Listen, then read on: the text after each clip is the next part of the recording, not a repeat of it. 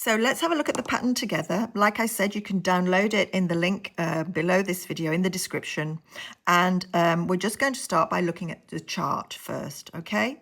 So you will see most patterns have this style of grid. It's like a grid with lots of boxes in it and with X's and empty boxes.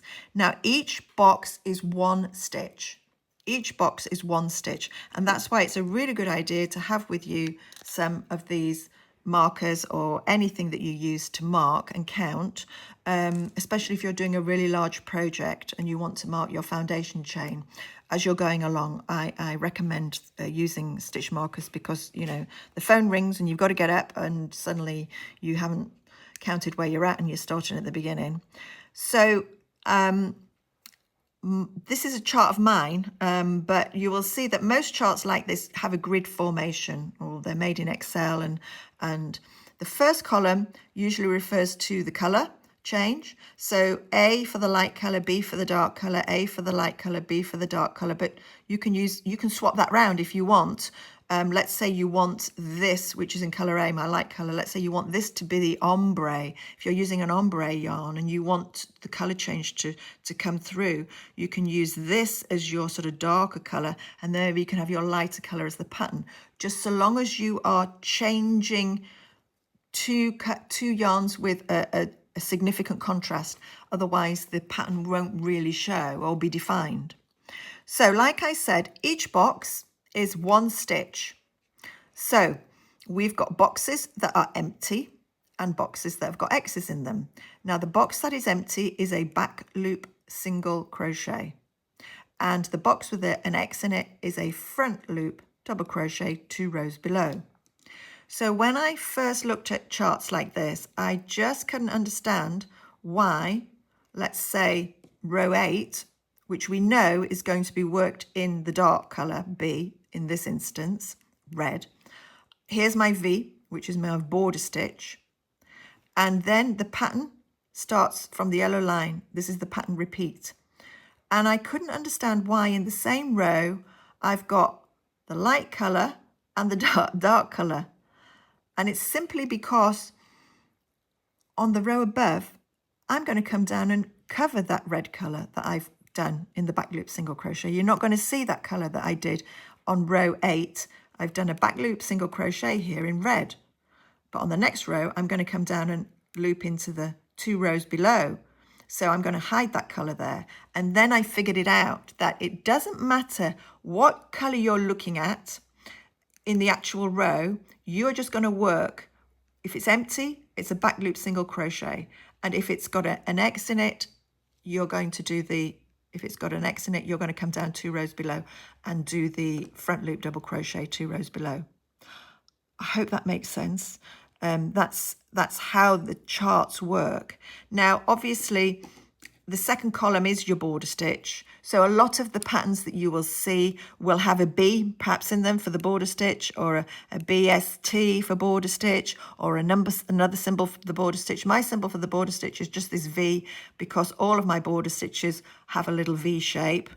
So we're going to join, choose the color yarn, join, and then we're going to do whatever it says in that row right through to this yellow line. Now, if I am doing just one heart, which I've done here in these, yeah, I'm just going to finish and then put my final border stitch on at the end and cut my yarn.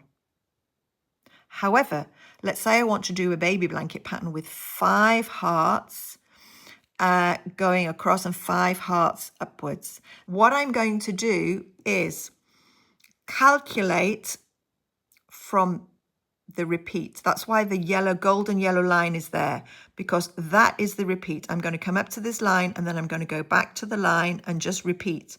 So let's say I'm going to do 5. This particular repeat is 20 stitches. So when I'm doing my foundation chain for 5 repeats, I'm going to have 20 stitches times 5, which is 100, plus 3. Now the 3 extra stitches are this border, the first border stitch before the yellow line, and at the end I've got one stitch to even the pattern out so it looks like it does here, and my final border stitch. So those 3 extra stitches that you often see, they'll say the repeat is 26 stitches plus 3. Well, the plus 3 are those 3 stitches, the first border stitch, the last border stitch, and this little one that just evens it out. You won't find that on patterns that are of a picture of something, but when you're working in patterns that repeat the pattern, then you will find the 3 extra stitches. So I hope that's clear. That's how my patterns work, but I think it's a solid basis for most patterns that work that way. That's the chart. Let's have a look at the written instructions. So it doesn't matter if you're going to use the chart or the written instructions, you're going to get exactly the same result. I use both depending on how I'm feeling. If it's late at night, I prefer reading the written pattern. And also these are great patterns that you can put into Knit Companion. And Knit Companion has rows, and you can see exactly what row you're on, and you can see exactly what box you're on, what stitch you're on. So you can use these in Knit Companion if you use that as an app. Let's have a look then at the written pattern. Each row, this is the foundation row and the first colour row, which are the same. So there's not really much interest there. Let's have a look at row 4. Okay, so row 4, we've got a bit of interesting things happening here. So we're starting with a border stitch. And remember the yellow lines that I said this is a repeat. So the equivalent of the yellow lines in the written pattern is this parenthesis, these 2 brackets that you can see here. So your repeat is going to be here, and you're going to do this as many times as you choose.